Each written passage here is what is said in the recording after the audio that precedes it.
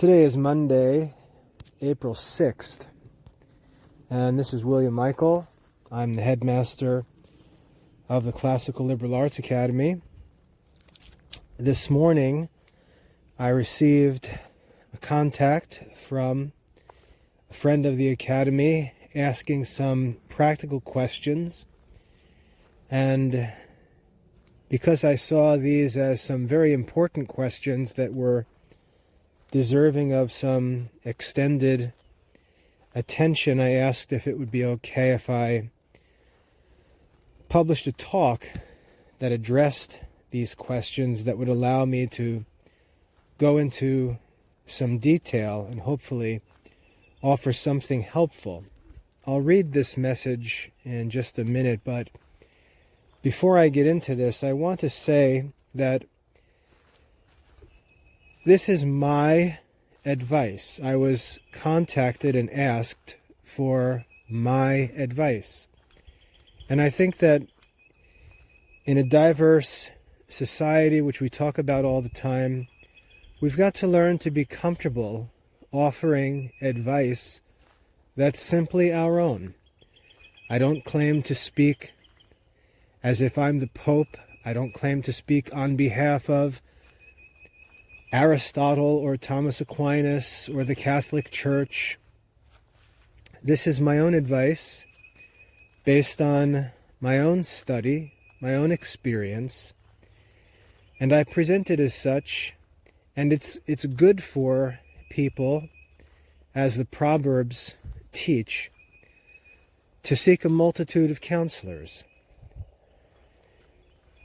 The problem with seeking counsel today is that rather than giving one's own advice based on one's own knowledge and experience, everyone tries to speak as if they represent the truth itself, as if they're the recipients of some infallible answers to questions.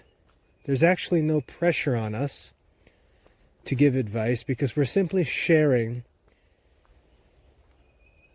our own knowledge and experience to help someone as they deliberate an issue. And when you're deliberating on an issue, you should take advice from different people, not respond to it, because that's not necessary, but simply gather it together and use it to help direct your continued deliberation. So I offer this talk as my own advice on the following topics, and I'll read the message that I received. Hello, Mr. Michael.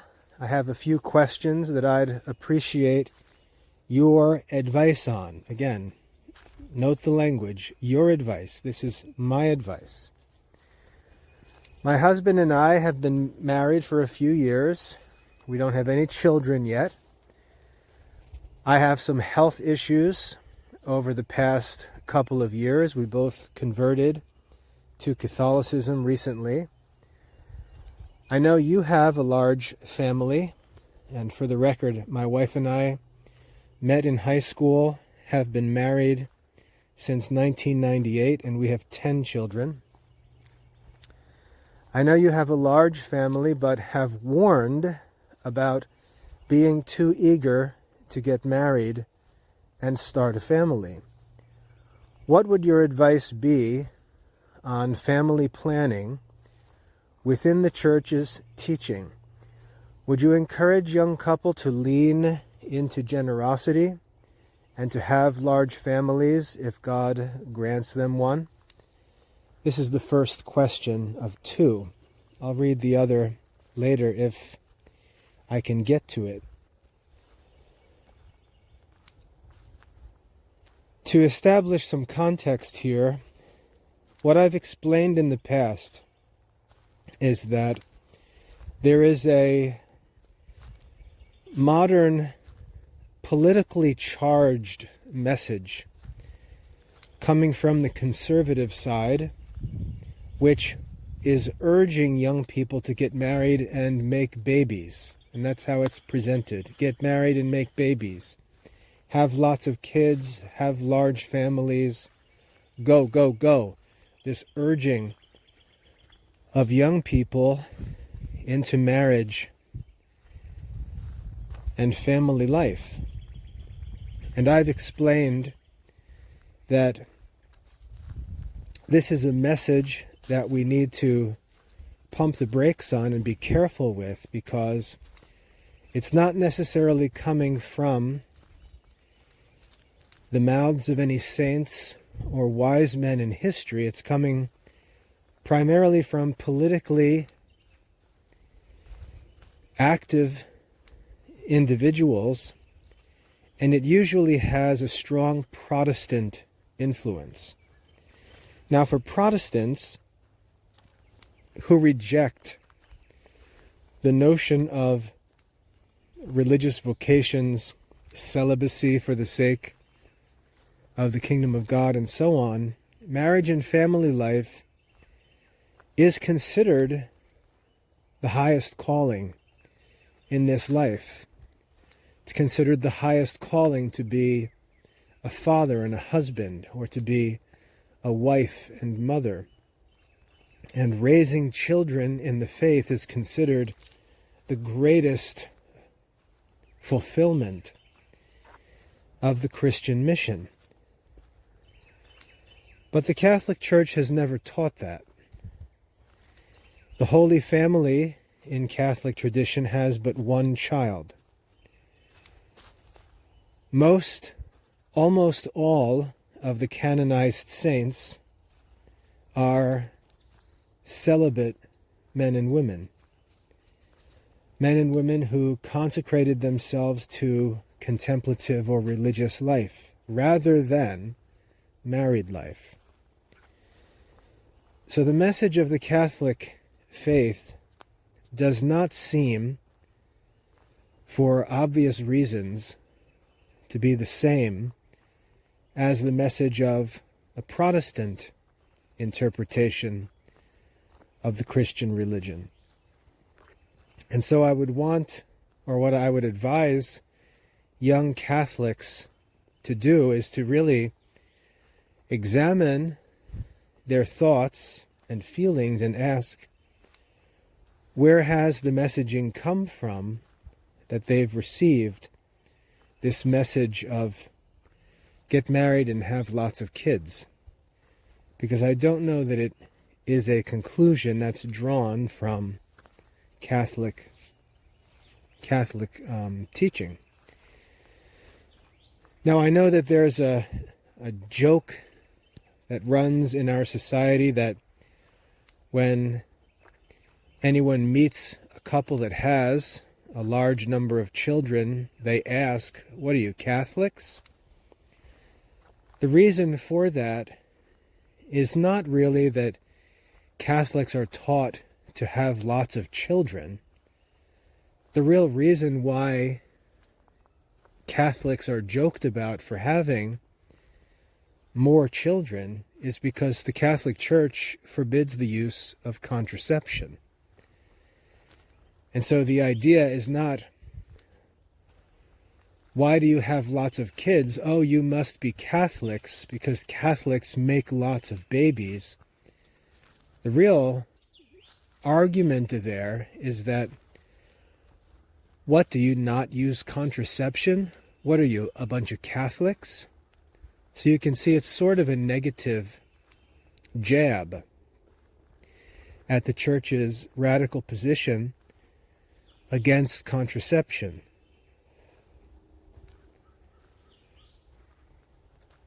So we've got to realize that the fact that Catholics are associated with large families isn't necessarily because Catholics are urged to have lots of kids. It's because they're forbidden to use contraception. And therefore, if married people have sexual relations, they're usually, in normal circumstances, going to also have children. Whereas many non-Catholic groups allow contraception. So you can have married non-Catholics sexually active as a married couple with 1 or 2 children over the course of a 15-year marriage. So we've got to be careful that we understand why things appear the way that they do. The motive behind this get married and have lots of kids messaging relates to political concerns about population. We'll hear people in politics. One famous example is Elon Musk. He argues all the time that some cultures are reproducing at a great rate, and other cultures, especially European culture, has a very low reproduction rate. And therefore, over the course of a century, the population will change significantly, and we could see other races or other cultures, other religions, other worldviews taking over countries that were traditionally guided by Western civilization, European countries, even America. And so there's a political or cultural concern that, to be frank, white people need to make lots of white people, or else the colored people are going to take over.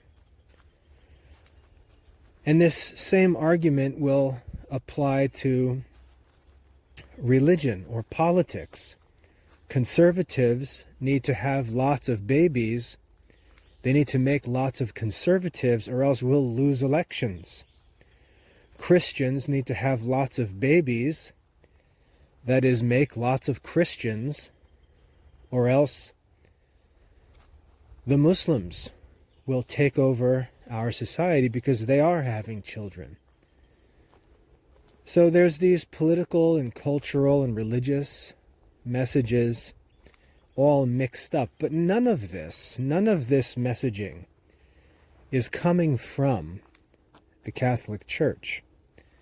None of this messaging is coming from the magisterium, the Pope and bishops of the Church. So what I advise Catholics, young Catholics, I advise them to be careful that they think about the source of the information that they're receiving, the messaging that they're hearing, the advice that they're getting, and so on.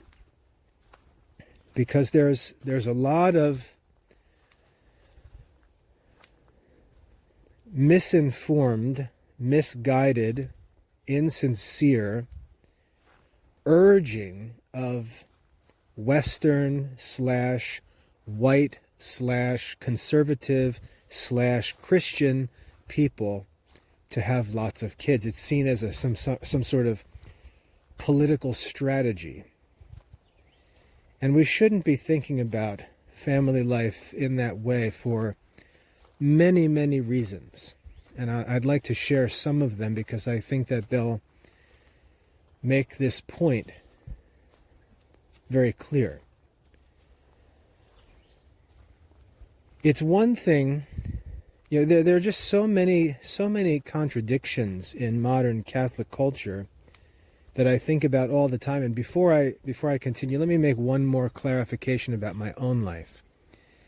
I mentioned before that my wife and I met in high school. I was an unbeliever. She was an evangelical.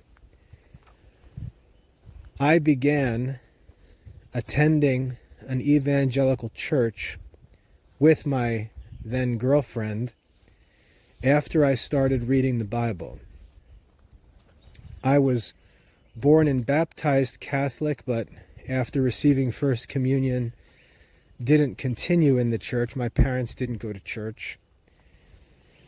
And so I was living as an unbeliever after making my First Communion, never made confirmation, and went through public schooling. Around age 18, this girlfriend, my wife, Dania, asked me to go with her to church, and having been in church as a kid, I never had anything but positive experiences in church and warm memories. And so I did, and I started reading the Bible, going to an evangelical church with my wife, really just focused on reading the Bible, putting some things together that I had learned as a kid, and making my way through all of the books of the Bible as I graduated high school and got into college. So we were both dating as non-Catholic Christians, and we were married as non-Catholic Christians, and we went into marriage with that whole mindset of, we want to have a large family, we want to have lots of children. Large families are signs of God's blessing and favor. All of that teaching. In some Protestant circles, there's even a system of theology that's called covenant theology, which teaches that the covenant of salvation is made between God, men and women, and their children. And so there's this covenant theology that we find in Reformed Protestant churches and so on. So there's a lot more to understand with all that. But we began our marriage as Protestants with that sort of covenant theology idea in our heads. So we weren't Catholics, and we weren't thinking like Catholics when we got into that. Now, as Protestants, my wife and I were weird, because even though as evangelicals or Protestants, we had lots of freedoms because we weren't bound by any Catholic moral teaching, and yet we still, in our own consciences, believed that contraception was unnatural. And I don't think we would say that it was wrong, but we felt that it was unnatural, and it just wasn't in our interest. We weren't interested in using contraception or trying to control a number of children or anything like that. We were both eager to have large families. I came from a family where I had 2 siblings, but we had a very large extended family. The house was always full. I grew up in a very large family. My wife grew up with 5 siblings, also in a busy, large family. So both of us were looking forward to building our own family. The point of this is that none of our family life was founded on any Catholic teaching. So don't look at us as a couple with 10 children and say, they're Catholics. They had lots of children because they were Catholics. That's not true.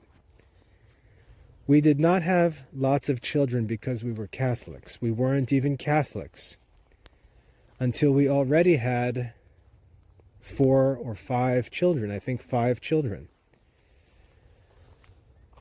So we converted in the midst of our married and growing family life. And when we converted, as we were coming into Catholicism, we were constantly receiving that have lots of kids, have a big family messaging on all sides. So as we became Catholics, we were 30, 31 years old at that time. We just felt that our family life was normal and Catholic, and we were received into Catholic communities warmly because we seemed like a great family, quote unquote. meaning that we had lots of kids. So none of that had to do with any Catholic thinking on our part. And then my studies as a Catholic began to deepen. My experience with religious life and contemplative life, religious communities and so on began to deepen.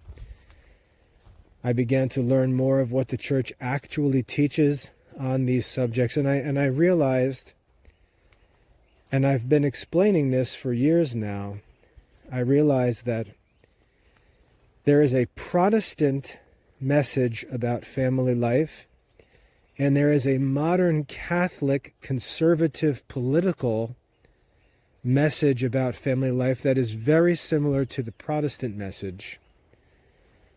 But that conservative Catholic pro-family message is really not a truly Catholic message at all. It's not wrong, and we need to make this clear. It's not wrong.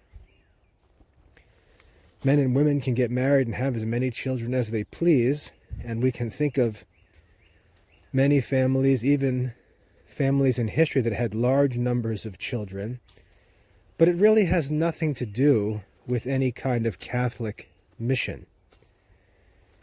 There are lots of circumstances, lots of factors influencing a couple's decision to have lots of children. My concern is that they be good reasons.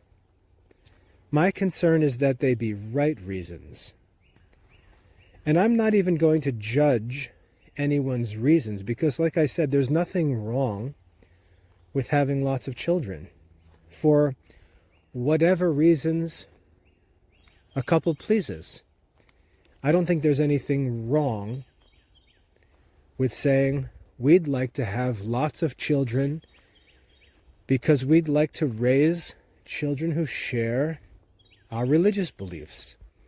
We'd like to raise a large number of future adults who share our political views, whatever it may be. I don't think there's anything wrong with that. In fact, I would think that that's pretty natural. But what I would like to push back on is the idea that Catholicism teaches that people should have lots of kids. That, I think, misrepresents Catholic teaching. So I want to make that clear. I don't believe that it's wrong to have lots of kids for any reason. What I do think is wrong is telling people that the Catholic Church teaches that married couples should have lots of children. That's the message that I think needs to be examined and pushed back against. And as I always say, I present the Holy Family as a great objection to that argument, to that line of thinking. The Holy Family has but one child. Now, when we come to the next question, which is, well, my husband and I are wondering, as a young couple, what we should do. Should we have a large number of children? Should we seek to control or restrict the number of children that we have? And my answer to that is, that's completely between the two of you. And my advice is to keep all of these issues as private as possible. Because no one understands the details of your circumstances except for the two of you. No one knows the details of your circumstances, and we can talk about some of these circumstances. First of all, one was mentioned in the message I read earlier, that there was some history of health problems. That's a pretty significant circumstance. Physical health is obviously a big deal, not just with conceiving a child, carrying a child, delivering a child, but also raising a child. Not just breastfeeding an infant, but actually raising a child for 15, 18, 20 plus years. Being a mother, being a father, is very demanding work. And so if there are physical problems, I think it's definitely prudent to think about what the implications of those physical problems may be. I would also advise you not exaggerate physical problems. My wife, as an example, is an oddball. My wife, throughout our marriage, was healthier and stronger when she was pregnant than when she was not pregnant. My wife would have all kinds of health issues and problems until she got pregnant. And then she would enjoy perfect health through pregnancy.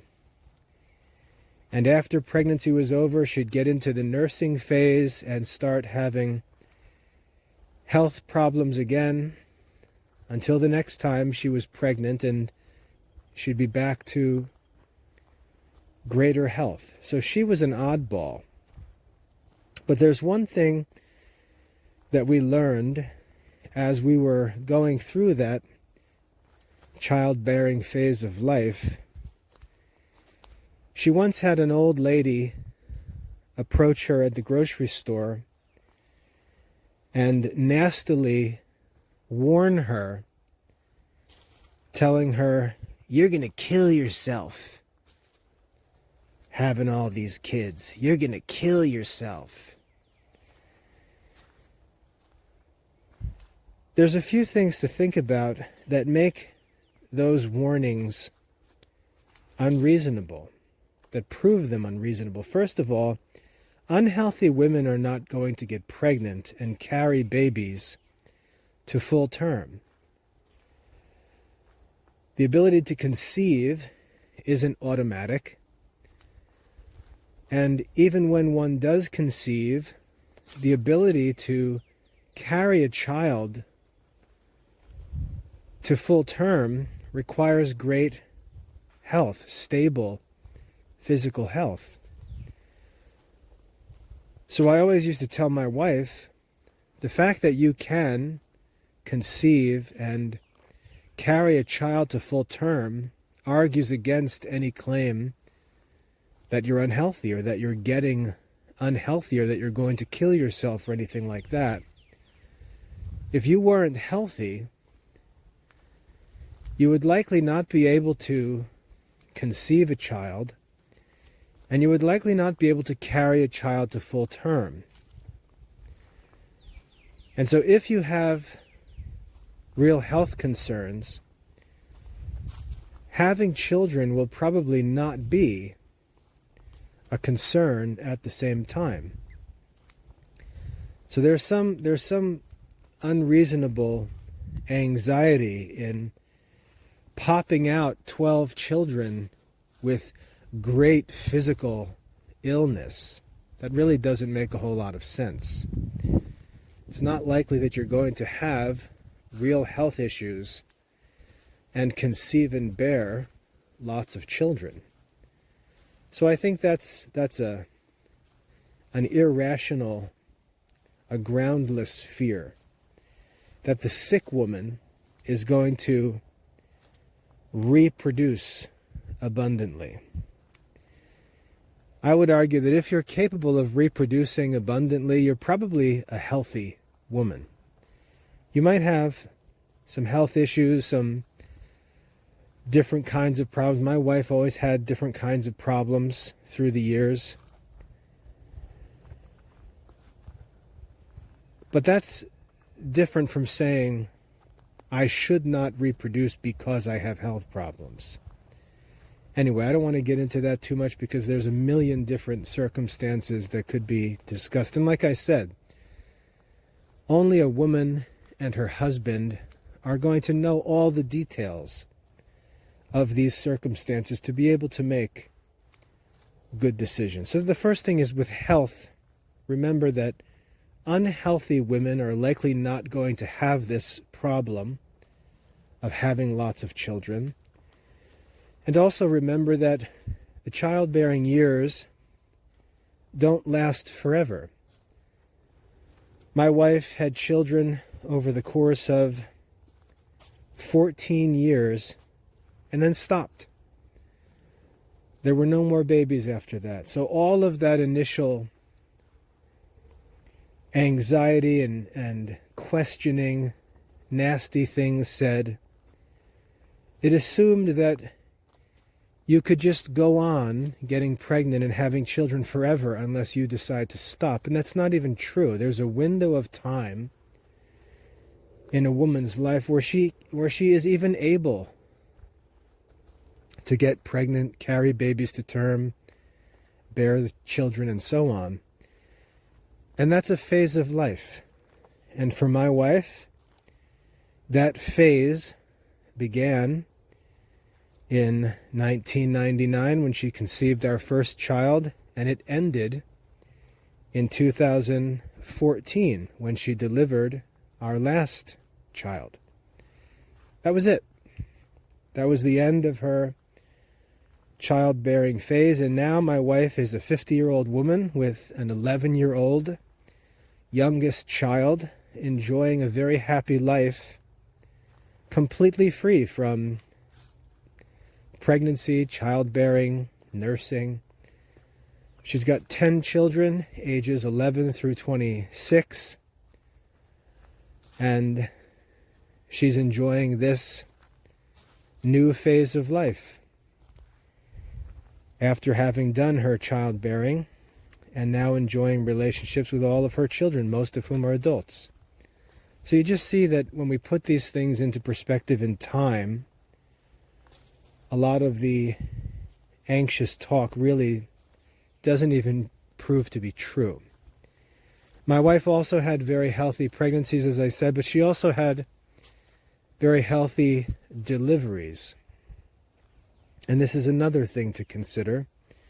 If you've never had a child, you really don't know how your pregnancy or delivery is going to go, so that's an unknown. For my wife, our first pregnancy, she had a perfectly healthy pregnancy, and when she went into labor, she quickly delivered and almost couldn't believe how quickly it went. I hate to say how easily, because it was obviously painful, but relative to what was expected, I can say it was shockingly easy for her. We expected so much more trouble. We heard all of the constant horror stories, and our experience was nothing like any of those stories. That was another reason why we were open to having a large number of children. It just seemed, and again, I say this relatively, it seemed easy for her to bear children. And it was in fact easy, to the extent that our last 4 children, she didn't even want to go to the hospital. She bore them at home with a midwife because she felt like going to the hospital actually made her experience more anxious, more difficult, and she just would rather have the babies at home with a midwife. My wife feels much more comfortable in an environment where she can maintain spiritual thoughts and pray and handle her own difficulties within a spiritual context than surrender herself to the care of a bunch of unthinking, unfeeling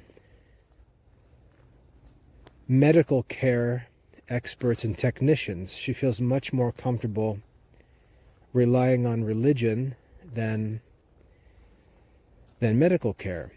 And again, that's her own thing. In fact, when she first discussed wanting to explore having a child at home, I told her, that's entirely your decision. Don't even ask me about it.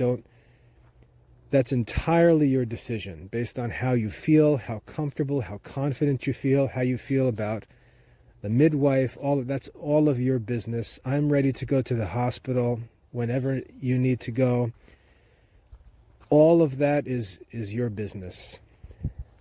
And I just left that to her because that really is a decision that only the woman can make.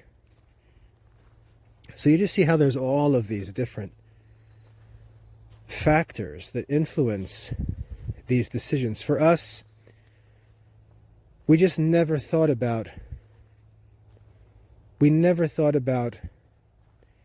limiting the number of children. We never thought that having children was a burden. We never thought that there was a certain number that would be too much, or there were just never any thoughts like that. We loved each other. We loved our family. We loved having children. We loved having a big family. But our circumstances were unique. And that extended into not just the childbearing activity, but also the parenting activity. In the early years of our marriage, I was teaching full time, and as a teacher, I had lots of time off. I really only worked 180 days a year. So I could be home anytime. So my wife, during those early years of pregnancy and childbearing, she always knew that I could be home. I wasn't traveling, I wasn't away, I didn't have a rigorous, stressful business life. I could always be home. I could always be home within 20 minutes, a phone call to the school office, and I'd be home in a little bit. So we never had any separation, stress, or anything like that. Again, more circumstances that led to our lifestyle choices. And then in 2008, when I was 33 years old, I started the Classical Liberal Arts Academy, and I was self-employed and worked from a home office ever since. So from 2008 through to the end of my wife's childbearing years, as our family was growing to its largest, I was working from a home office. So we were always together, and my wife was never alone with all the children. Again, unique circumstances. Both my wife and I were experienced educators, both college graduates, both studied classics, both experienced school teachers, planned to homeschool from the beginning. Education of the children was never a concern. It wasn't an expense. It wasn't a concern that we needed to find help with. We didn't need to find people to tutor our kids or find curriculum. Our circumstances were unique. My parents also retired in 2004, moved down to North Carolina, bought a bunch of land, and invited my wife and I to build a house on their property. So in 2005, my wife and I moved with 4 children to North Carolina, built a brand new house that cost us only $125,000 to build, and raised our kids out in the country. So all of those other concerns, expensive suburban living, having a place for the kids to grow up and be safe, and all of that, all of those things were provided for us. Again, unique circumstances. I'm sorry if there's a little bit of noise in the background. I think there's a tree shredder running on the other side of the farm. But what I want you to see is that there were all of these different circumstances, all of these different influential factors that affected our thoughts about family life. And so I would never turn around and say to someone with completely different circumstances to do what we did. I would never say that. I would never say, oh, it was so great for us. It was so easy for us. Your circumstances don't matter. You should do what we did. This is the best. This is God's will. I would never say that, because I'm aware that not everyone has the same circumstances that we do.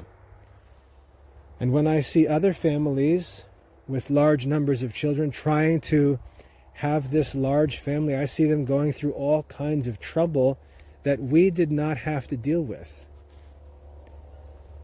And so the circumstances are just different. Physical health, as I said, I see women go through very difficult pregnancies, have very difficult deliveries. We didn't have that. I see families go through all kinds of financial stress. We never had that. I see families give birth to children that have health issues, physical deformities.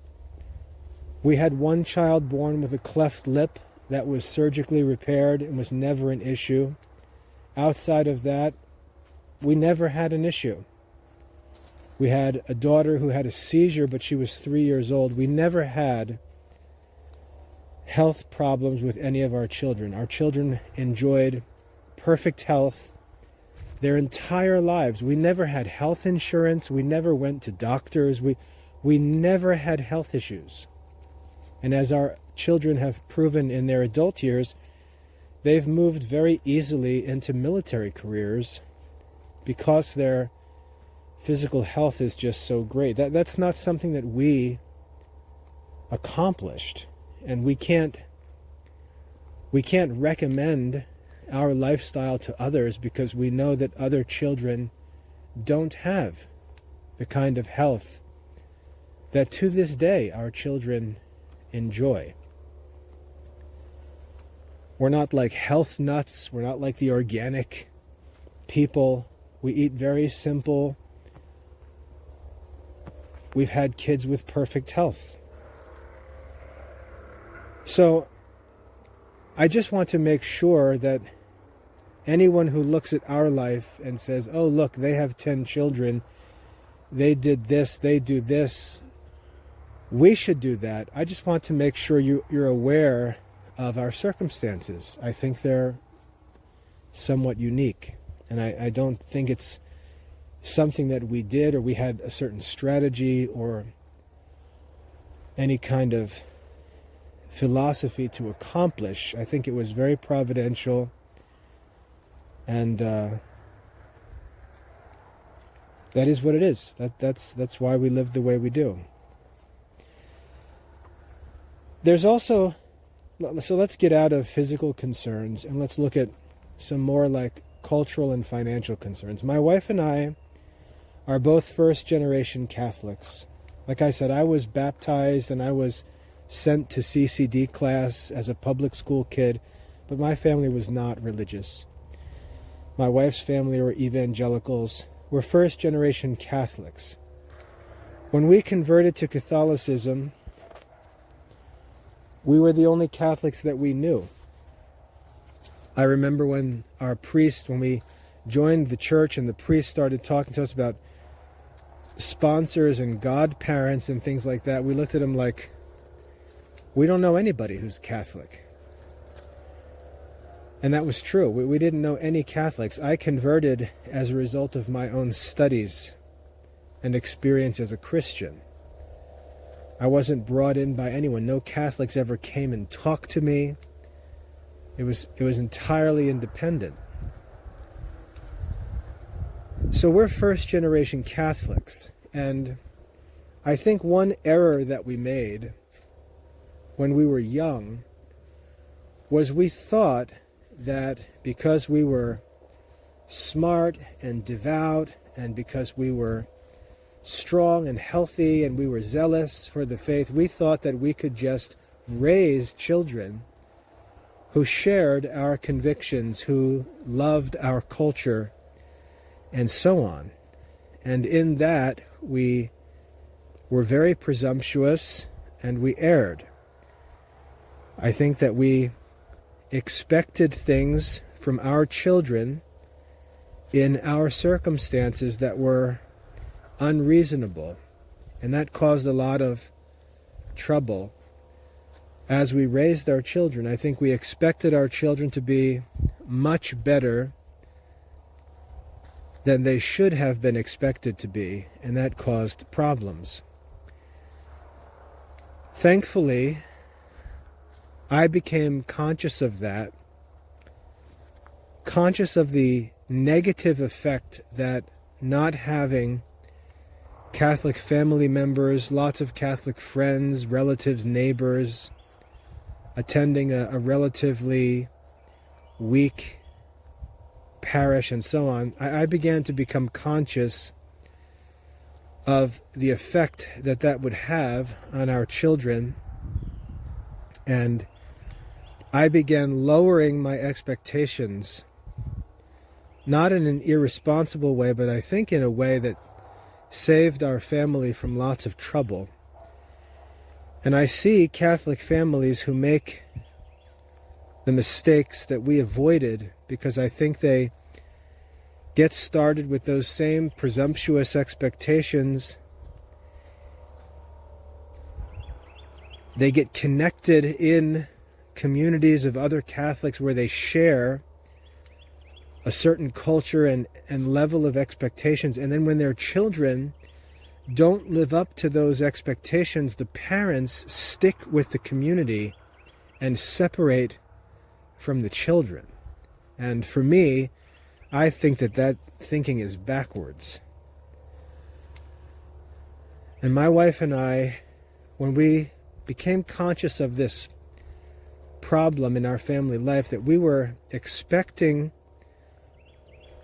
fruits in the lives of our children that our circumstances really didn't justify, we chose to lower our expectations to what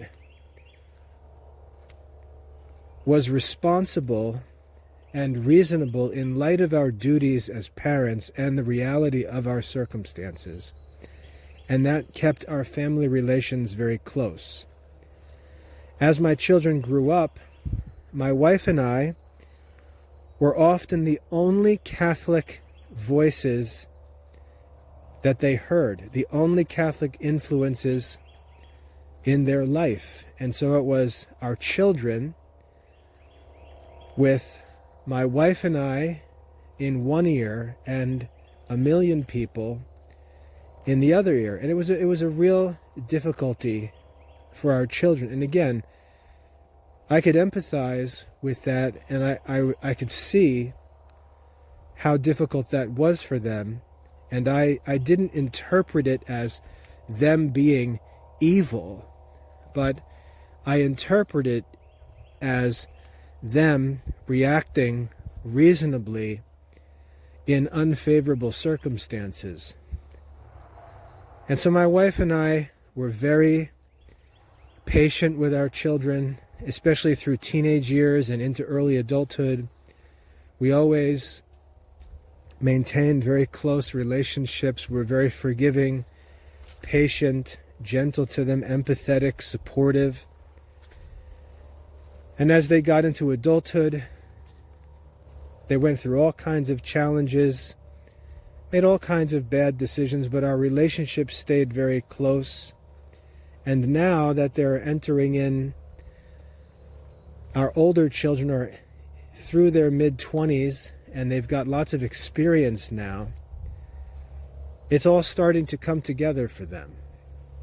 They're starting to understand why things were the way they were, why things felt the way they felt, why we did things the way we did. And our relationship is as close and happy as it possibly could be. So I offer that, again, as a warning, because I think that many Catholic couples get connected with a Catholic culture that their circumstances are not going to make sustainable. And they develop expectations thinking about what their Catholic family life is going to be like. They think about a Catholic family life that's not realistic. The expectations are presumptuous and, to an extent, arrogant.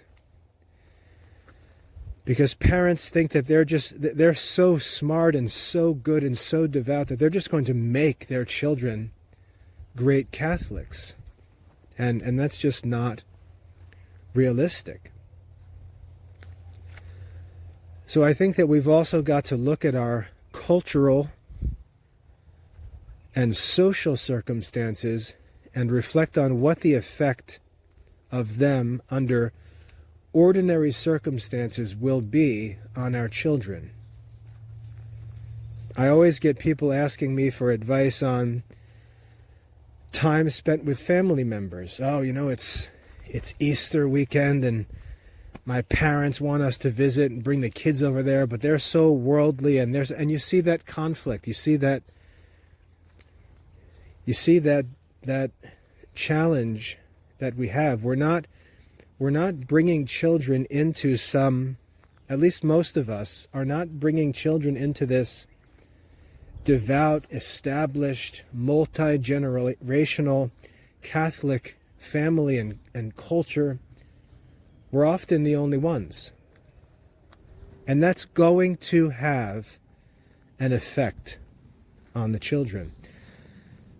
What some families do is, for the sake of that cultural vision, they cut themselves off from their family members. They isolate the children from their grandparents and relatives. And while I can understand the thinking behind that, I have to ask the question, is that really God's intention for the effect that Christianity will have on families? Christianity comes into a family and the Christians choose to separate. Now, we can say, well, in the Bible, Jesus says, I have come to set a man against the members of his own household. But we've got to be careful with passages like that, because there are a number of different ways to interpret them. First of all, a man can be turned, or I could say, family relations can be disrupted because the non-Christian family members reject the Christians, or they could be disrupted because the Christians reject the family members, the non-Christian family members. I don't believe that God teaches that Christian people should isolate and reject all the non-Christians around them. I think the idea is that in Christ's time, he was calling Jewish people to follow him, and he was warning the Jewish people that if you choose to follow him, your family is likely going to reject you. I don't think he was telling Christians to reject their families. Now, when we think about family relations, when we're devout Christians or we're Catholics and we're trying to raise our children in our culture, we can see our parents or relatives, even neighbors, friends, whatever, as a real obstacle, a real source of distraction from the life that we're trying to promote. And that's one of those issues where I think that our expectations can be unrealistic And we can end up doing more harm than good in Christ's name.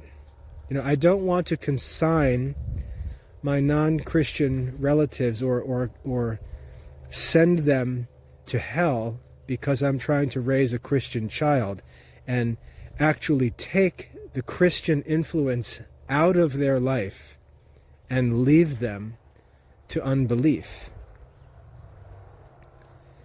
So you see, that's a real challenge, and in our life we chose to stay engaged with our family members on both sides of our family, Catholic and non-Catholic, Christian and non-Christian, and we see ourselves as being a good influence in the family, an influence that we don't want to remove from them spitefully. And over time, yeah, sure, when we were young, it was difficult, but over time, we've established ourselves as a happily married couple, as a good Catholic family. Our children have grown up to be impressive young adults. And now, later in this life, down the road in these relationships, our influence is very great. And we've earned that influence by sticking through those difficult times. So again, my advice for young people is to think about all of these circumstances and their effects.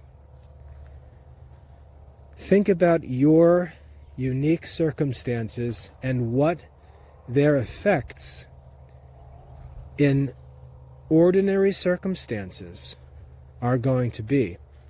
I don't think it's reasonable to say, oh, well, with God anything is possible. Of course that's true. But God could have also given you a whole family, 4 generations deep of devout Catholics and saints. He didn't. So I don't know that it's reasonable to presume God is going to suddenly flip everything upside down and backwards, contrary to the conditions that actually exist. Possible, but not to be expected. So I think we need to think about those circumstances and how we'll deal with them. How we'll deal with them as we live through them.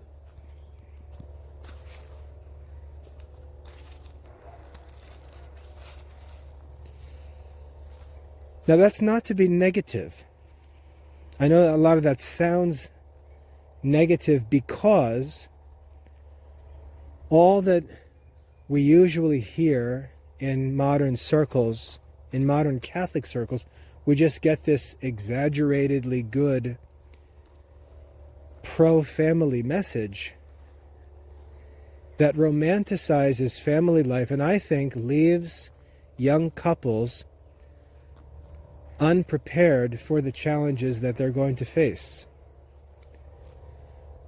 As I said before, I'm not suggesting that anyone limit the number of children they have. I'm not discouraging anyone from having as many children as they would like to have, but I'm saying that these circumstances need to be reflected on, not with a spirit of anxiety. Not that these things would discourage you from having children and even having a large number of children if God wills and you're healthy and all is well. But it would help you to prepare for the work that's ahead of you. It would help you to actually prepare to succeed in this work. Because that's what I think is wrong about this pro-family messaging. I think it presents a romanticized, unreasonably optimistic view of family life that causes young Catholics to not take preparation seriously. And that actually becomes the cause of the trouble. Not taking precautionary measures, preparatory measures to get ready for the challenges, to set realistic expectations, to think about what life should look like in a reasonable way in your own unique circumstances.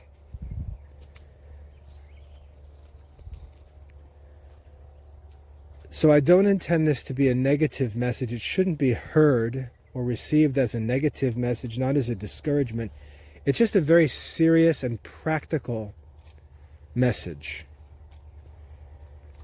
The work of married life, childbearing, parenting, maintaining professional life at the same time, because you don't get free groceries when you have kids. And then thinking ahead also, because you've got to raise children into their adult years and help them transition to independent adult life. It's very difficult work, and it lasts a very long time. And so there has to be realistic preparation and planning for the full duration of that work, for the full task, not just for the silly years, not just for reproduction. You know, the cows out in my field can reproduce.